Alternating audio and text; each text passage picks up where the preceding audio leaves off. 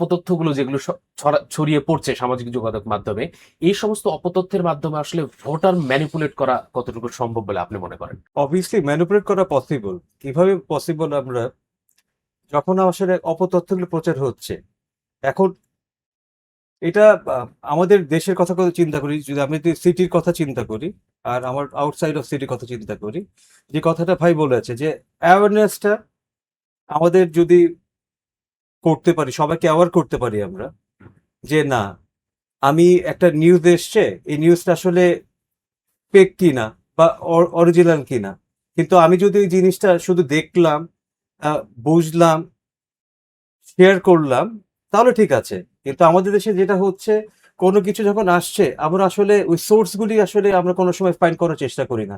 একজন পোস্ট দিয়েছে, হ্যাঁ ইট ইজ কারেক্ট, এবং আমি কি করছি, আমি আবার এটা শেয়ার করছি, ইনস্ট্যান্টলি শেয়ার করে শেয়ার দিচ্ছে। করছি। কিন্তু আমরা যদি কনসেপ্টে আসতে পারি যে না, আমি ফার্স্টে দেখবো, বুঝবো, দেন শেয়ার করব, তো ওই ক্ষেত্রে ম্যানিপুলেটের কোনো ইস্যু নাই। আদারওয়াইজ এখনকার যে আসলে কারেন্ট সিনে অলরেডি যারা আমাদের ফ্যাক্ট চেকার বা হিউম্যান স্ক্যানার নিয়ে কাজ করছে, তো ওনারাও একই কথা বলেছে যে আসলে আমাদের সোশ্যাল অ্যাওয়ারনেস, যেটা সোশ্যাল অ্যাওয়ারনেসটা যদি আমরা আসলে তৈরি করতে না পারি, তাহলে এটা ম্যানিপুলেট করার ক্ষেত্রে অনেক ফ্যাক্ট হবে। একটা ভালো প্রার্থীর ক্ষেত্রে দেখা যাচ্ছে যে এমন একটা রিউমার ছড়িয়ে দিয়েছে, সো আমি হয়তো ইমোশনাল ভাবে, না হলে আমি ক্ষোভ থেকে, বা এমন একটা পরিস্থিতি দেওয়া হচ্ছে যেটা আসলে কারেক্ট না, আমি আমার ডিসিশনটা এক রাতেই চেঞ্জ করে ফেললাম।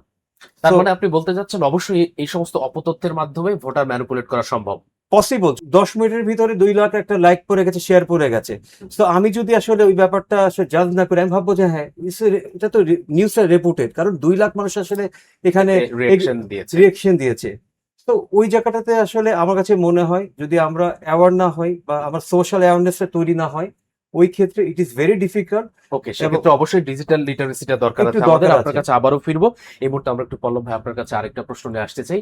যে সমস্ত তথ্য অপতথ্যগুলো আসছে সেটা ভিডিও অথবা ভয়েস ক্লোনিং বা ফটোকার্ড বিকৃত করে বলি, সব সব কিন্তু এখন ম্যাক্সিমাম হচ্ছে নির্বাচন কেন্দ্রিক এই মুহূর্তে। সেক্ষেত্রে আপনি রাজনৈতিক দলগুলোর কোনো সদিচ্ছার অভাব দেখেন কিনা? রাজনৈতিক দলগুলোর সদিচ্ছার অভাব আহ, খুব আংশিকভাবে হলেও ডেফিনেটলি আছে আমি মনে করি।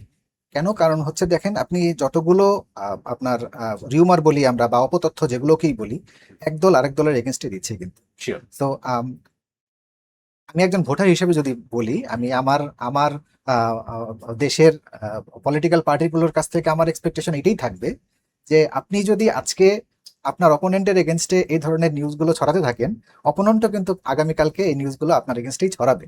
সো আমরা পজিটিভ পলিটিক্স করি, এবং এই ধরনের অপতথ্য ছড়ানো এবং এই ধরনের কাজকর্ম করলে আসলে দেশের জন্য পজিটিভ কিছু হবে না বলে আমার মনে হয় না আর কি।